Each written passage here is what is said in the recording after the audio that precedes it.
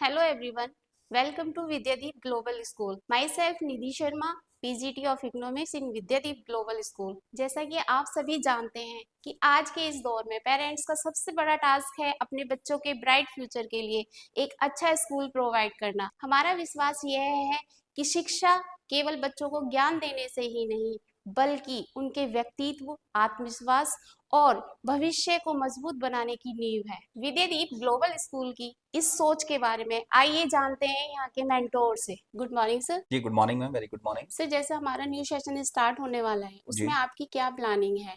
सभी ठीक है। पेरेंट्स की सर मोस्टली ये प्रॉब्लम रहती है कि हम अपने बच्चे के बेस्ट फ्यूचर के लिए एक अच्छा स्कूल कैसे चूज करें। आपका स्वागत करता हूँ। सबसे पहले मैं आपको बता दूं, ये स्कूल लोकेटेड है डिस्ट्रिक्ट मेरठ, उत्तर प्रदेश में। ये एक आवासीय रेजिडेंशियल स्कूल है जिसमें लगभग 14 से 15 स्टेट के जो बच्चे रह के मैम वो स्टडी कर रहे हैं। जी सर। और इस स्कूल ने जो एक 2009 में जो है इस स्कूल की नींव रखी गई थी, और तब से लेके अब तक जो इस स्कूल का सफर रहा है वो अपने रिजल्ट से जाना गया है। जी सर। यहाँ पर 14 से 15 राज्यों के बच्चे यदि यहाँ पे आके स्टडी कर रहे हैं, तो जो पेरेंट्स हैं उनका एक बहुत ही हमें बहुमत और एक विश्वास रहा होगा जो उन्होंने इतनी दूर आके हमारे स्कूल का जो है सिलेक्शन किया। जी सर। और बात करते हैं मैम पेरेंट्स के एक अच्छे स्कूल को सिलेक्ट करने की, कि एक अच्छा स्कूल पेरेंट जो है कैसे सिलेक्ट करें। देखिए, सबसे पहले मेरा मानना ये है कि स्कूल का एटमॉस्फेयर और स्कूल का रिजल्ट बहुत मैटर करता है। और दूसरा, जो स्कूल को रन कर रहे हैं वो बिल्कुल। खुद किस पद से रिटायर हैं और किस पॉलिसी को लेके वो मैम आगे बढ़ रहे जी हैं। यहाँ पे ब्रिगेडियर ढाका सिंह हैं जो ब्रिगेडियर पद पे रह चुके हैं। उनके नेतृत्व में ही हमारा स्कूल रन हो रहा है आगे। जी। जो हमारे पीटी हैं, जो इंस्ट्रक्टर हैं, सुबह 5 बजे से लेके रात के 10 बजे तक का एक शेड्यूल विद डिसिप्लिन बनाया हुआ है, जो कि जी। पूरा एक जो है फॉलो किया जाता है। सेंट्रल बोर्ड से, ये सीबीएसई से ये मान्यता प्राप्त है। दोपहर तक बच्चों की जो है वो एक स्कूलिंग होती है जैसे नॉर्मली बच्चा स्कूल में जाता है, लेकिन नॉर्मल से जब हटके जो आगे का कार्य स्टार्ट होता है वो स्कूल का दोपहर के बाद है। जी सर। बच्चा लंच करेगा दोपहर में, लंच के बाद में बच्चा सीधा कॉम्पिटिटिव प्रिपरेशन के लिए पहुंच जाता है। कॉम्पिटिटिव प्रिपरेशन करता है, उसके बाद में इवनिंग में हमारे यहाँ स्पोर्ट क्लास होती है। जैसे कुछ पेरेंट्स के साथ में क्या प्रॉब्लम होती है, उनका बच्चा बहुत अच्छी परफॉर्मेंस एकेडमिक में नहीं कर पा रहा है, तो वो वहाँ पे स्पोर्ट में कर सकता है, तो जी सर। उन्हें वो यहाँ पे एक ऑप्शन मिल जाता है कि वो स्पोर्ट में बच्चा उनका आगे बढ़ सकता है। कॉम्पिटिटिव प्रिपरेशन है, कंपटीशन के लिए जैसे आरएमएस हो गया, राष्ट्रीय मिलिट्री स्कूल हो गया, ऑल इंडिया सैनिक स्कूल हो गया, उन सब चीज की प्रिपरेशन बच्चे की हमारे यहाँ पे साथ में चल रही है। वही बच्चा यदि वहां पे सेलेक्ट हो रहा है तो अच्छा है, यदि वहां पे सेलेक्ट नहीं हो रहा है तो उसके बाद में वो 10+2 पे जब बच्चा एनडी का एग्जाम देता है तो उसके लिए वो एग्जाम क्रैक करना बहुत ईजी हो जाता है। इजी। ठीक है। जी। जिस बेस पे ये हमारा स्कूल कार्य कर रहा है, इस बेस पे मेरा मानना ये है कि शायद यूपी में कुछ ही गिने चुने स्कूल होंगे जो इस स्ट्रेटजी के साथ में आगे बढ़ रहे हैं। 2026-27 सेशन की हमारी बिल्कुल मजबूती के साथ में तैयारियां हैं। जो अभी हमारा ऑल इंडिया सैनिक स्कूल का रिजल्ट आया है वो 100% स्टूडेंट्स ने हमारे यहाँ का क्वालिफाइड किया है। उसी स्टेमिना, उसी एनर्जी के साथ हम लोग आगे बढ़ रहे हैं।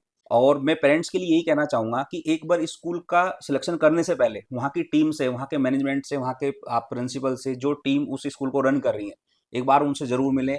वो खुद किस पद पर कार्य कर चुके हैं, क्या उनके अपने एक्सपीरियंस हैं, वो आप उनसे अपने जो चीज़ें हैं वो उनसे बताएं। उनके एक्सपीरियंस से आप डिस्कस करें कि हमारा बच्चा इस एनवायरनमेंट में रन कर पाएगा नहीं कर पाएगा।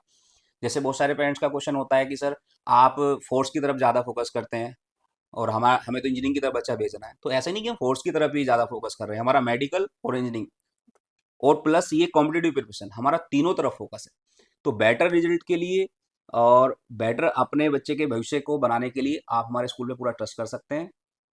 और हमारे यहाँ पे मैम सेकंड क्लास से लेके हम 11वीं क्लास के बीच में बच्चों को एडमिशन लेते हैं। जी।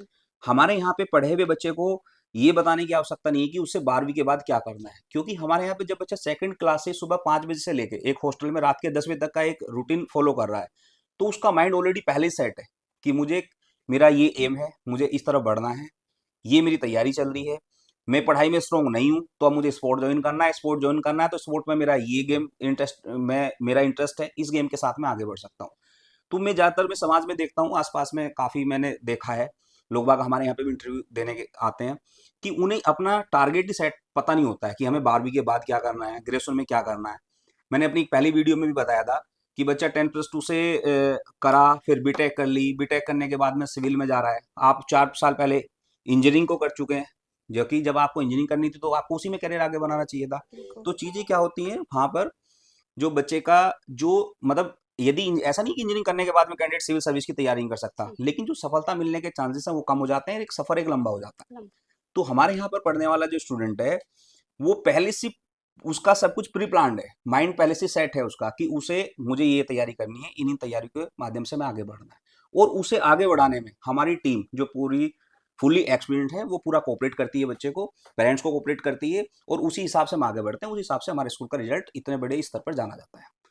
आप यदि 2026-27 जो सेशन है इसके लिए आप अपने बच्चे का रजिस्ट्रेशन कराना चाहते हैं तो हमारे यहाँ पे रजिस्ट्रेशन ओपन है। एक बार आप आके स्कूल को विजिट जरूर करें। धन्यवाद।